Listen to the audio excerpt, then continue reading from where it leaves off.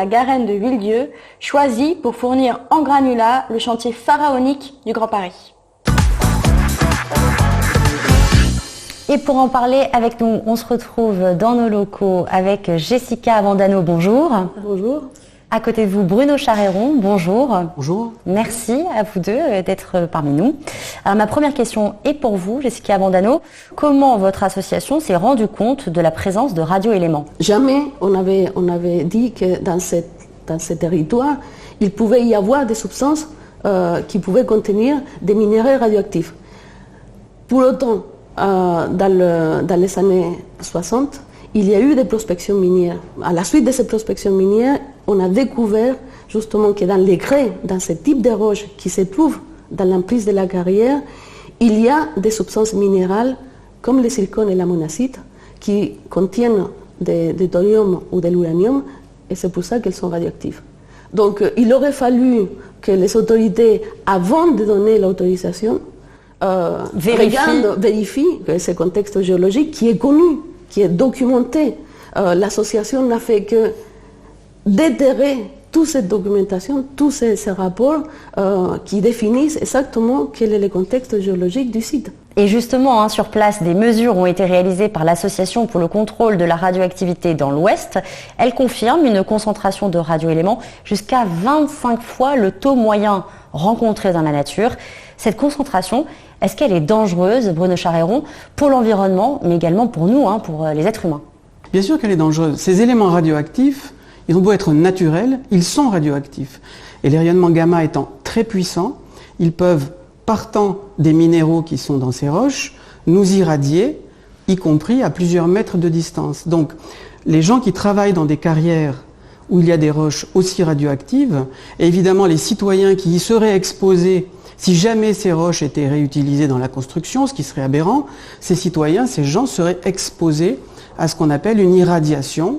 Et en plus, si ces roches sont utilisées dans des bâtiments, il y a dégazage en permanence de gaz radioactifs, le radon et le thoron, qui sont cancérigènes pour l'homme et qui irradient les poumons, donc augmentation des risques de cancer du poumon.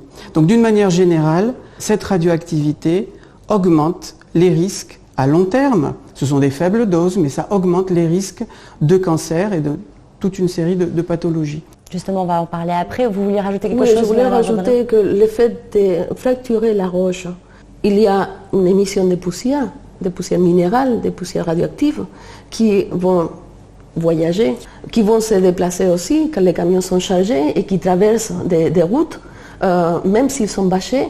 La poussière, elle se dégage. Et alors, que stipule la loi, Bruno Charéron ? Est-ce que, légalement, on peut aujourd'hui utiliser dans la construction des substances radioactives ? Alors, pendant longtemps, il y a eu des aberrations. Par exemple, on a retrouvé, nous, avec des compteurs Gégère, la présence d'uranium dans des carreaux de cuisine. Et donc, on s'est battu pour que la réglementation française évolue. Aujourd'hui, il est interdit d'ajouter des substances radioactives naturelles dans des matériaux de construction, mais ce qui ne va pas, c'est le seuil de définition de ce qu'on appelle des substances radioactives naturelles. Par exemple, dans l'environnement de la carrière Orbello, il y a des roches à la surface du sol qui ont un taux de radioactivité naturelle largement supérieur aux normes et qu'il serait interdit d'utiliser comme matériaux de construction. Après, la question est, quelle est la radioactivité exacte dans les roches qui sont dans la carrière?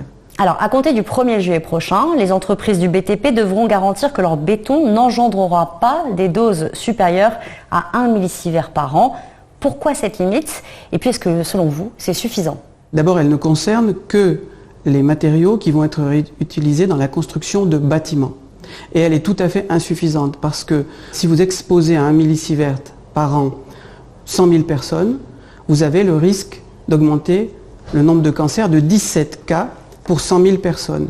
Et ce qu'il faut comprendre, c'est que ces matériaux radioactifs, à radioactivité naturelle, contiennent des éléments, uranium, thorium, à durée de vie éternelle.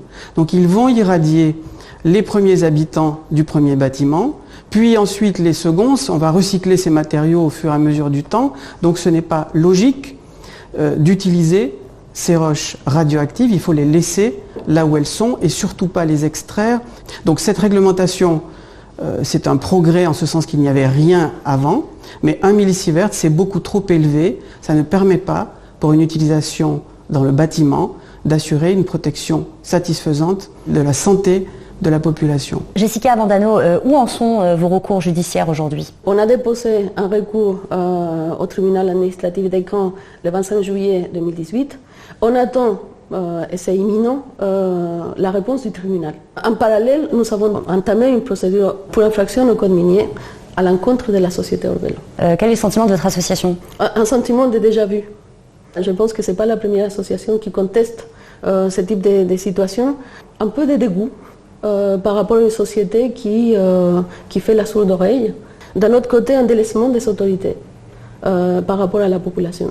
Mais nous avons une détermination sans faille, donc la contestation continue. Jessica Abandano, merci beaucoup. Bruno Charéron, merci. Merci à vous deux d'avoir été avec nous. Pour ce nouveau